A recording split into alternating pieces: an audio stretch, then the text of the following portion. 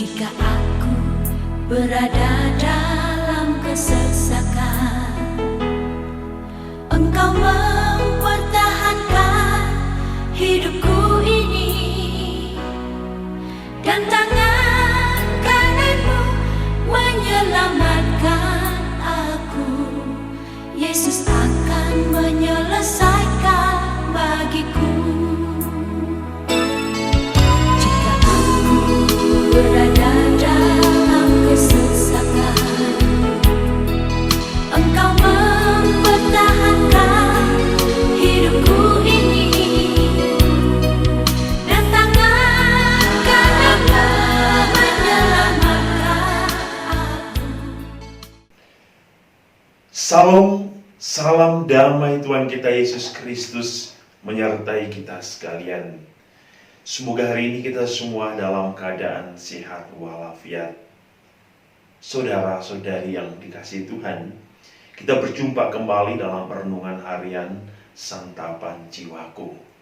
Dan hari ini kita diundang untuk merenungkan firman Tuhan dari Injil Matius bab 14 ayat 1 sampai 12.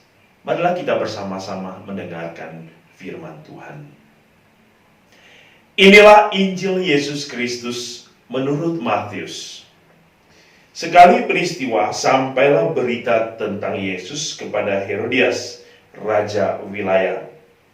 Maka ia berkata kepada pegawai-pegawainya, "Inilah Yohanes Pembaptis.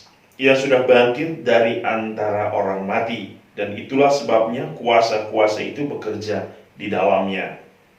Sebab memang Herodes telah menyuruh menangkap Yohanes, membelenggu dan memenjarakannya, berhubung dengan peristiwa Herodias, istri Filipus, saudaranya.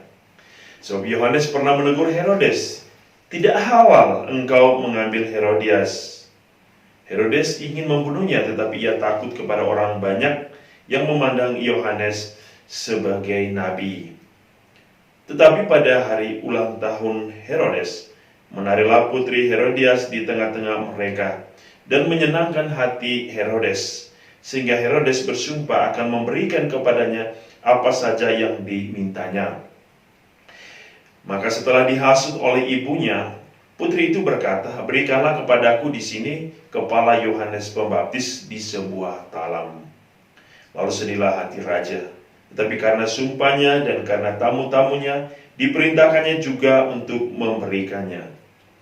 Disuruhnya orang memenggal kepala Yohanes di penjara dan membawanya ke sebuah talam. Lalu ia diberikan kepada putri Herodias, dan putri Herodias membawanya kepada ibunya. Kemudian datanglah murid-murid Yohanes Pembaptis, mengambil jenazah itu dan menguburkannya. Lalu pergilah mereka memberitahu Yesus. Demikianlah Injil Tuhan.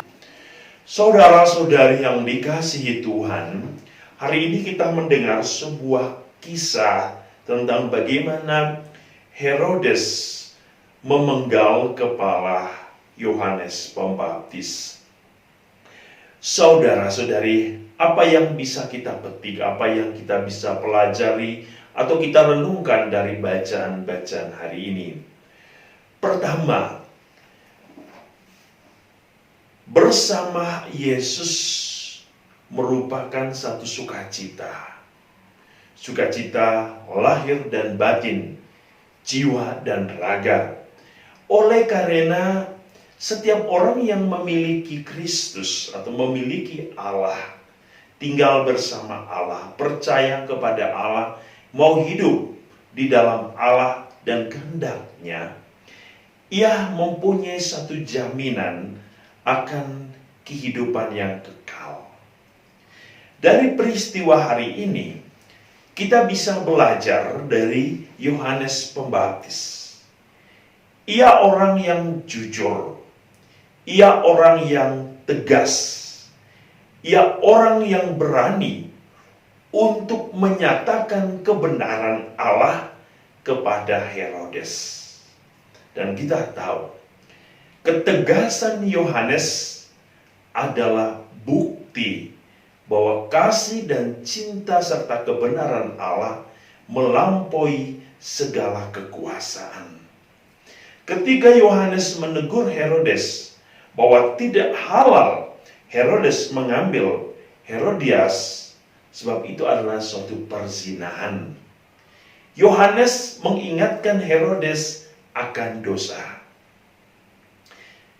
Kegigihan Yohanes, keberanian Yohanes harus dibalas dengan kematian. Dan inilah gambaran yang kita bisa lihat dalam diri Yesus. Keberanian Yesus untuk melawan kecongkakan para ahli-ahli Taurat, para imam-imam kepala, orang-orang yang menentangnya, juga akhirnya harus ditanggung oleh Yesus dengan kematian. Hal yang sama akan berlaku bagi semua orang-orang yang percaya kepada Kristus.